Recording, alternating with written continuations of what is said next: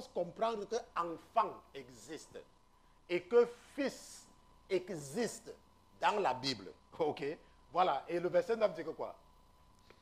Est-ce trop peu que vous, Est-ce trop peu pour vous? est-ce trop peu pour vous Oui. que le Dieu d'Israël vous ait séparé de l'assemblée d'Israël Uh-huh.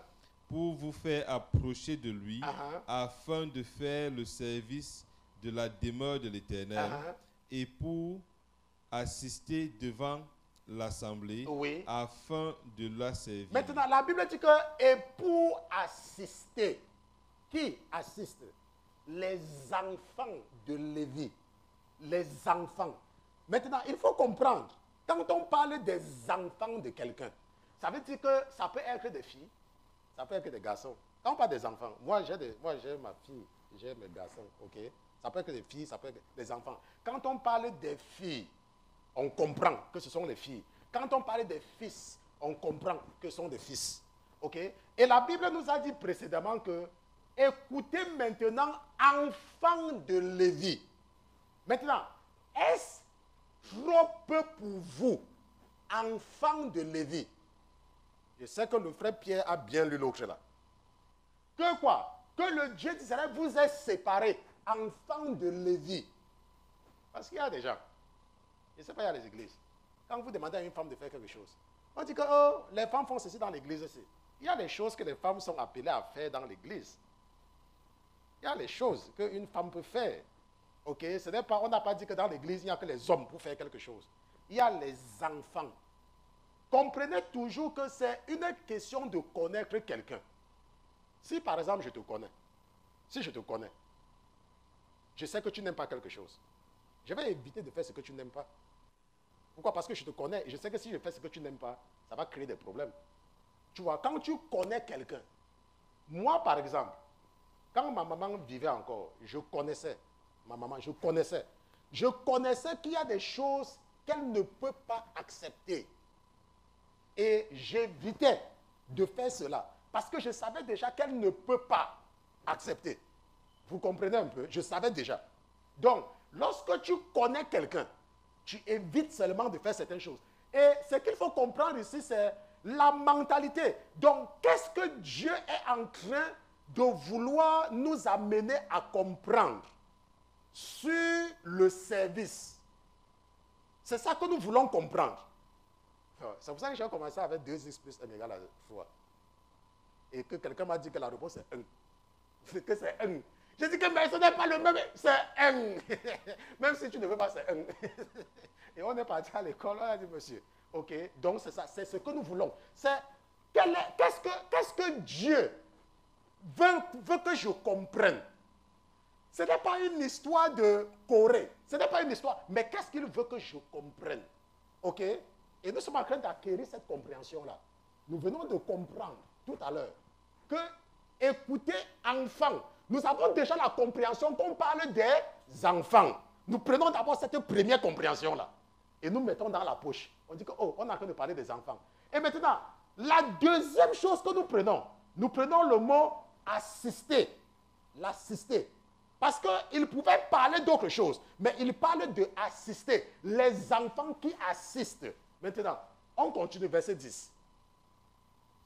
Et qu'il t'ait fait approcher, ainsi que tous tes frères, les enfants de Lévi avec toi, ainsi que tous tes frères, les enfants de Lévi avec toi, que vous recherchez encore le sacerdoce. Maintenant, nous comprenons donc qu'il y a l'assistance au service et qu'il y a le sacerdoce. Beaucoup de personnes, beaucoup de chrétiens qui sont un peu derrière ne comprennent pas très bien ce qu'on appelle, je vais changer de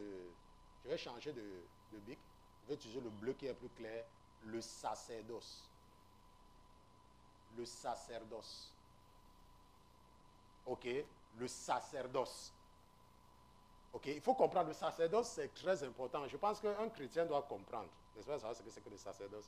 Il y a les chrétiens, je suis sûr que tout ce qu'ils connaissent, c'est que, je ne sais pas, le sacerdoce. Ils connaissent le sacerdoce, n'est-ce pas? L'autre jour, nous avons étudié l'eschatologie. Un chrétien aussi doit savoir ce que c'est que le sacerdoce.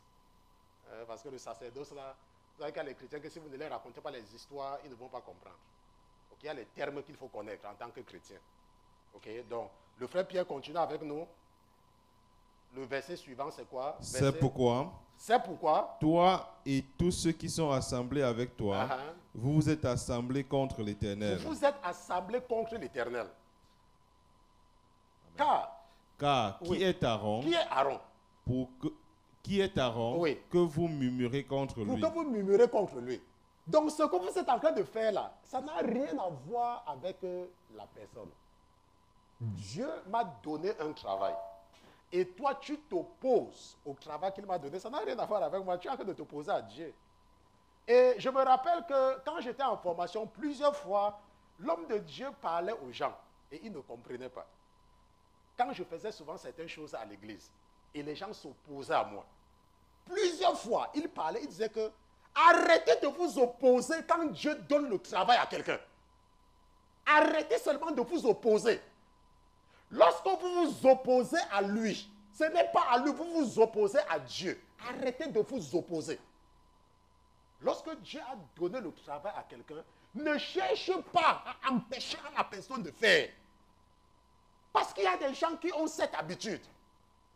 Dieu a donné le travail à quelqu'un. Dieu a dit à quelqu'un, voilà la raison pour laquelle je t'ai créé.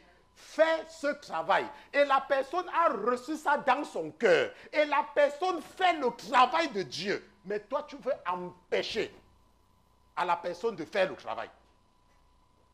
Tu veux seulement empêcher.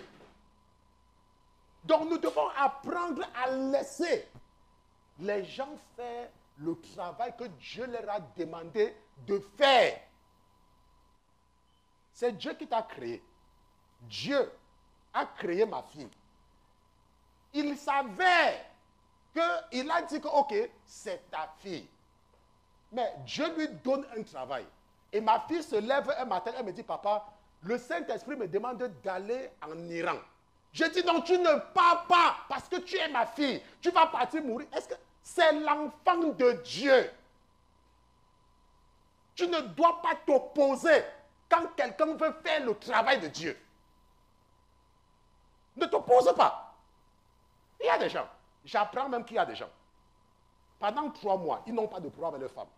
Quand leur femme dit que je dois jeûner, ça devient un problème. Laisse-moi te dire que l'affaire là que tu cherches là, pendant la semaine qu'elle va jeûner, si Dieu la tue maintenant, tu vas encore avoir quoi? Si elle mourait, parce qu'elle peut mourir, mais on sait qu'elle peut mourir, non? Mais il y a des hommes qui se comportent comme des animaux. Ta femme te dit que je jeûne, ça devient un problème. Parce que tu ne vas pas voir quelque chose pendant une semaine. Et si elle meurt? Je ne comprends pas comment certaines personnes sont. La Bible dit que vous vous êtes opposés à l'Éternel. Ton mari peut faire le travail de Dieu. Ça devient un problème. Si Dieu tue ton mari, tu vas prendre le mari là-haut. Tu ne seras pas appelé madame veuve. Tu seras appelé madame veuve. Parce qu'il peut prendre ton mari. Il peut le prendre. Il peut le prendre. Il peut dire, ok, c'est bon. Il le prend. J'ai reçu une note de mes soeurs un jour. Oh, depuis là, nous on ne te voit plus. Tu fais maintenant le travail de pasteur. J'ai dit à mes soeurs, quand j'étais malade, si j'étais mort, vous devez encore avoir un frère. C'est la question que j'ai posée à mes soeurs. Si, quand j'étais malade, si je mourais, vous devrez avoir un frère où? Répondez-moi, c'est ce que je les ai posé.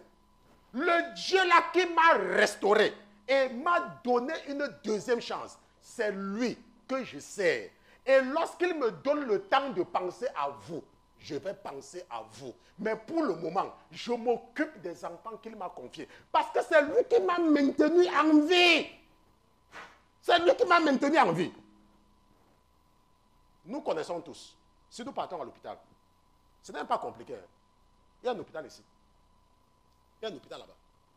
Il y a des gens qui sont internés à l'hôpital depuis des mois. Il y a des gens qui sont internés. Et parmi les gens qui sont internés là, il y a des femmes mariées.